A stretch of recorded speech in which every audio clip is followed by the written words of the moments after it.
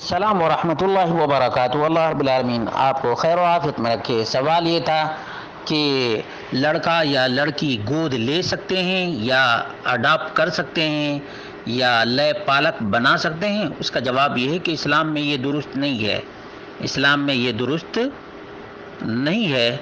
اللہ رب العالمین نے سورۃ الاحزاب کے اندر ارشاد فرمایا، سورۃ الاحزاب ہے، اور اس میں اللہ رب العالمین نے اس چیز کو بالکل ہی واضح کر دیا ہے کہ کوئی لے پالک یا تبنی، جس کو کہا جاتا ہے عربی زبان میں، تبنی نہیں بنا سکتا ہے۔ اللہ کے رسول صلی اللہ علیہ وسلم نے بھی ایک کو لے پالک بنایا تھا، لیکن اللہ رب العالمین کا حکم ہوا کہ تم اس کو اپنا بیٹا نہیں بنا سکتے۔ تبنی کا مطلب ہوتا ہے اپنا بیٹا یا بیٹی بنا لینا، تو اللہ رب العالمین نے اسے منع کر دیا۔ اللہ رب العالمین نے فرمایا وَمَا جَعَلَ أَدْعِيَاءَكُمْ أَبْنَاءَكُمْ، اللہ رب العالمین نے تمہارے منہ بولے بیٹے کو تمہارا بیٹا نہیں بنایا ہے۔ ذَلِكُمْ قَوْلُكُمْ بِأَفْوَاهِكُمْ، یہ تمہارے منہ کی بات ہے۔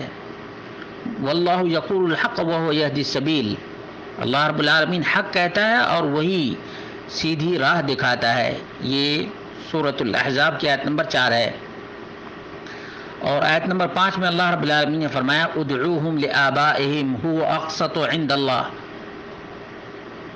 منہ بولے بیٹوں کو ان کے باپوں کے نام سے ہی پکارا کرو، یہی اللہ رب العالمین کے نزدیک مبنی بر انصاف ہے۔ فَإِن لَّمْ تَعْلَمُوا آبَاءَهُمْ فَإِخْوَانُكُمْ فِي الدِّينِ وَمَوَالِيكُمْ، اگر تم ان کے باپوں کو نہیں جانتے ہو تو اسلامی یا دینی بھائی ہیں تمہارے، یا تمہارے آزاد کردہ ہیں۔ معلوم یہ ہوا کہ لے پالک بنانا شرعاً درست نہیں ہے، شرعاً درست نہیں ہے۔